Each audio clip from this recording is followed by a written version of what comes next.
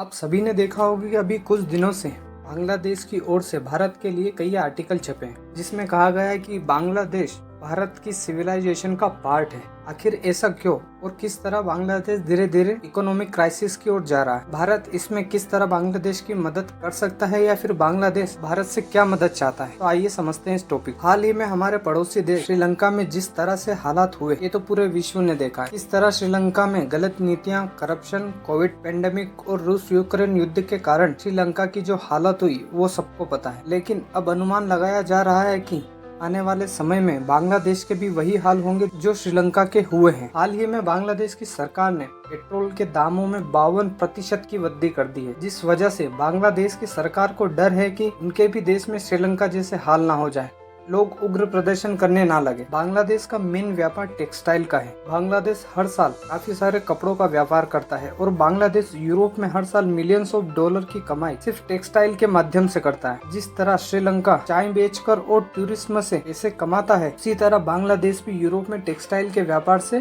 कमाई करता है। लेकिन कोविड पेंडेमिक के कारण पूरे विश्व में सप्लाई चेन टूट गई और जिसका बांग्लादेश के व्यापार पर भी असर हुआ, जिस कारण बांग्लादेश एक्सपोर्ट कम होता गया और इंपोर्ट धीरे धीरे बढ़ता गया, जिससे बांग्लादेश का विदेशी मुद्रा भंडार धीरे धीरे कम हो गया। और अब देश में यह हालत है कि देश के पास सिर्फ 5 महीने के इंपोर्ट के लिए विदेशी मुद्रा भंडार बचा हुआ है। कोविड पेंडेमिक के कम होते होते बांग्लादेश को दोहरी मार पड़ी रूस यूक्रेन युद्ध के कारण। युद्ध के बाद रूस पर कई तरह के सैंक्शन लग गए, जिस कारण रूस विश्व में कच्चे तेल और गैस की सप्लाई नहीं कर पाया, यानी उसे एक्सपोर्ट नहीं कर पाया। और रूस विश्व में एक बहुत बड़ा एक्सपोर्टर है कच्चे तेल और नेचुरल गैस का, जिस कारण से कच्चे तेल के दाम अचानक से बढ़ गए, जिसका असर बांग्लादेश की इकोनॉमी पर भी पड़ा, जिस वजह से बांग्लादेश की सरकार ने तेल की कीमतों में इतना इजाफा किया। साथ में बांग्लादेश में महंगाई भी धीरे धीरे बढ़ती जा रही है, जिस वजह से बांग्लादेश के हालात और बिगड़ रहे हैं। हाल ही में बांग्लादेश ने IMF से $4.5 अरब के लोन की मांग की है ताकि वह अपने देश के हालात सुधार सके और देश को आगे बढ़ा सके। साथ ही बांग्लादेश ने अन्य देशों के साथ साथ भारत से भी मदद की गुहार लगाई है कि भारत जल्द से जल्द बांग्लादेश की मदद करे। ये सब देखकर बांग्लादेश की सरकार को डर है कि कहीं उनके भी देश में श्रीलंका जैसे हाल ना हो जाए, लोग उग्र प्रदर्शन ना करने लगे। क्योंकि जब से बांग्लादेश का निर्माण हुआ है,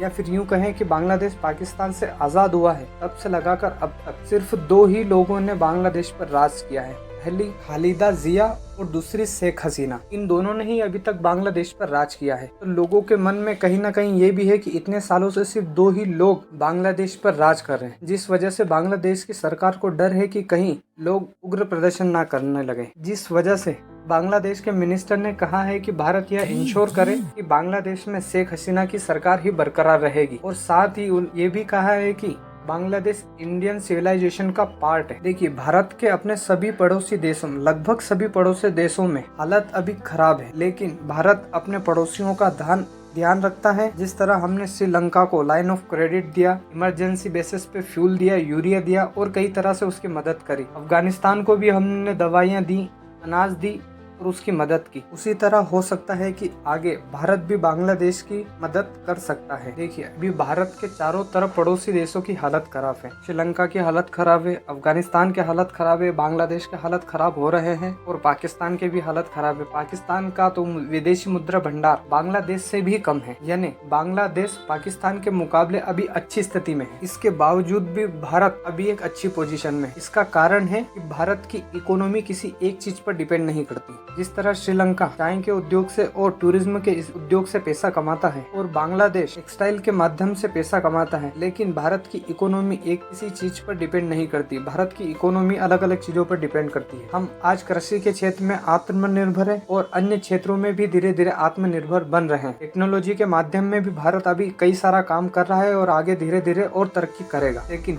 हो सकता है कि जिस तरह भारत ने श्रीलंका की मदद की, उसी तरह बांग्लादेश की भी मदद करेगा। आई होप आप सभी को वीडियो अच्छी लगी हो। यदि वीडियो अच्छी लगी हो तो इसे लाइक करें और अपने दोस्तों को शेयर जरूर